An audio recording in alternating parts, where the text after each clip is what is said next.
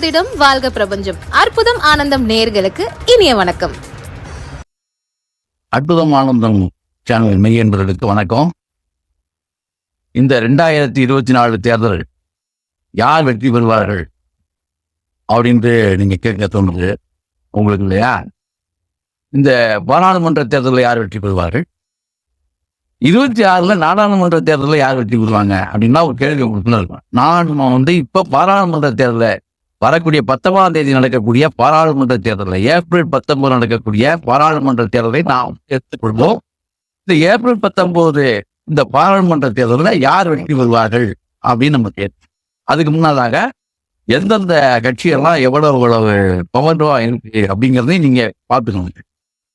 இப்போ திராவிட முன்னேற்ற கழகம் கூட்டணி அப்படின்னு பார்த்தோம்னா நிறைய கட்சிகளை இணைத்து வலிமையான கூட்டணியாக திராவிட முன்னேற்ற கழகம் தான் இருக்கு. இந்த பக்கம் பாருங்க, இலை இல்லை, தலை இல்லை, அவ்வளவுதான், ரெட்டலையே இனிமே கிடையாது அப்படின்னா ஒரு 20 நாளைக்கு முன்னால் கூட பேசப்பட்டது. போன மாதம்லாம் அதான் பேச்ச, அவ்வளவுதான், அண்ணா உடஞ்சி போச்சுங்க, ரெட்டலையே கிடையாது, முடிஞ்சிச்சுங்க அப்படின்னா சொன்னது. அப்புறம் அதையெல்லாம் மீறி அவங்க கட்சிக்குள்ளேயே பிரச்சனையாகி அது கேஸு பலமுறை வழக்காடு மன்றம், கோர்ட்டு, டெல்லி வரைக்குமே பயணித்து கடுமையான போராட்டம் இதெல்லாம் பண்ணி அதை மீட்டெடுத்து மீண்டும் ஒருத்தர் பார்த்தா நம்முடைய முன்னாள் முதலமைச்சர் அதை மீட்டெடுத்து அதை கட்சியாக்கி, அது மட்டும் இல்லை, அவரோட யாருமே கூட்டணிக்கு ஆள் போடுங்க. அப்புறம் பார்த்தா நம்ம விஜயகாந்த் அவங்களுடைய கட்சி, அந்த கட்சி இப்ப கடைசியா அதோட கூட்டணி சேர்ந்து அப்படி ஒரு கூட்டணி உருவாகி அப்புறம் சின்ன சின்ன கட்சிகள் ஏதோ ஒரு கட்சி அதை சேர்ந்து நம்ம பாராட்டு. இதே நேரத்துல எடப்பாடியாருடைய இந்த தனித்துவமான வலிமை தானே, இந்த வலிமையை நம்ம பாராட்டி தான் ஆகணும். இதை உருவாக்கி அவர் இன்னைக்கு களத்துல நின்றுட்டு இருக்காரு, கலந்துட்டு இருக்காரு பொண்ணு. இந்த பக்கம் நம்முடைய அன்பு தோழர் செந்தமிழன் சீமான் அவர்கள் கர்ஜித்து கொண்டிருக்கிறார். என்ன நாமும் தமிழ் பற்றாளம் தான் இல்லைன்னு சொல்ல வரல. நம்ம சீமான் அவர்கள் ஏன் கூட்டணி சேர மாட்டார்? கூட்டணி சேர்ந்திருந்தா சீமான் தனியா கத்தி கொண்டிருக்கிறாரு, சட்டமன்றத்தில் இவருடைய எம்எல்ஏக்கள் கத்திருப்பாங்க. என்ன போன முறையே கூட்டணி சேர்ந்திருந்தாங்க. நம்மளும் ஒரு இயக்கமாக பேர் இயக்கமா போயிட்டு இருக்கோம். ஆனா இவர் கூட்டணி சேர மாட்டேன்னு இவர் ஓட்டணிகளை குறைத்து விடுகிறார். மேட்னி மாதிரி இவருடைய பேட்னி ஷோ சொல்லுவோம்ல, பேட்னி ஷோ பார்க்குற மாதிரி இவருடைய பேச்சை கேட்கும் போது தான் ஆட்கள் போயிட்டு வந்துடுறேன். இதுதான் தொடக்கத்தில் நடந்துகிட்டு இருக்கு. இது வேதனை தர வேண்டிய ஒரு விஷயம். இப்போ அதே மாதிரிதான் நான் தனித்து இருக்கேன். அது தனிமரம் தோப்பாகாது என்கின்ற உண்மை நம்முடைய தோழர் செந்தமிழர் சீமான் ஐயா அவர்களுக்கு காதுக்கு எட்டுகிறதோ கருத்துக்கு எட்டுகிறதோ தெரியவில்லை. ஆகவே ஏன் இவர் கூட்டணி தர்மத்தை எதிர்க்கிறார் என்று புரியவில்லை. ஆக அவரையும் இப்போ என்னன்னா இவ்வளவு கஷ்டத்துகள் எல்லா இடத்துலையும் தன்னுடைய ஆட்களை நிறுத்தி ஏதோ அவர் கலங்கண்டு கொண்டிருக்கிறார் என்பது அவரை கொஞ்சம் நம்ம பாராட்டி தான் ஆகும். இளம் தளபதியாக இளைய தளபதி அவர் உருவெடுத்து வெளியே வந்துட்டார், கட்சி ஆரம்பிச்சிட்டார். இந்த தேர்தலில் தான் கவனம். நீங்க இதை யாருமே பின்னோக்கி பார்க்கறதே கிடையாது. அவர் எலெக்ஷன்ல நிக்காம இருந்தாலும் அதை பத்தி கவலை இல்லை, கட்சி ஆரம்பிச்சிட்டாருங்கிறது முக்கியமான விஷயமே. அப்ப தோழர் சீமானுடைய இயக்கத்தில் இருந்த இளைஞர்கள், அப்புறம் மற்ற கட்சியில் இருக்கக்கூடிய இந்த இளைஞர்கள் எல்லாமே இந்த இளைஞர் வட்டம் பூராமே கணிசமான அளவுல விஜய் அவர்கள் பக்கம் இருக்கிறது உண்மை. இந்த 5 ஆண்டு காலத்துல புதிய ஓட்டாளர்கள் வரக்கூடிய புதிய வாக்கு போடக்கூடிய இளைஞர்கள் இந்த அணிகள்ல மேக்சிமம் விஜய் ரசிகர்களாகவும் அஜித் ரசிகர்களாகவும் இருக்காங்க. இந்த அஜித், விஜய், தனுஷ், விஜய் சேதுபதி, இந்த மாதிரி இவங்களுடைய ரசிகர்கள்லாம் இருக்காங்கல்ல, இவங்கெல்லாம் யாருக்கு கை காட்ட போறாங்க? எந்த தலைவர், எந்த கட்சி கை காட்ட? ஏன்னா விஜய் தேர்தல் நிக்கலட்டார். அப்ப இவர் யாருக்கு கை காட்டுறாருங்கிற ஒரு கணக்கு. வெற்றி நிர்ணயிக்கக்கூடிய வல்லமை இந்த நடிகர்களுக்கு இருக்குன்னு நான் சொல்ல வரேன். பாரதிய ஜனதா இன்னும் பலம் வாய்ந்ததாக நம்ம பாட்டாளி மக்கள் கட்சியை சேர்த்துக்கிட்டு ஒரு பெரிய அளவுல அது அது மட்டும் இல்லை, மோடிஜி அப்படிங்கிற ஒரு அலை இந்திய அளவுலயே பெருசா இருக்கு. அதை மாற்றுக்கிறத எதுவுமே முடியாது. ஏன்னா செயற்கரிய செயல் வீரராக மோடி அவர்கள் இருக்கிறாங்க. அதுல மாற்றுக்கருத்தே இல்லை. அவங்களோட பாட்டாளி மக்கள் கட்சி தமிழகத்துல பெரிசமான ஒரு ஆளுமையான அந்த கட்சி, அவங்க போய் அதை சேர்த்திருக்காங்க. அப்புறம் இவரு நம்ம இன்னும் சில முக்கியஸ்தர்கள்லாம் அதுல வந்து இடம்பெறாங்க.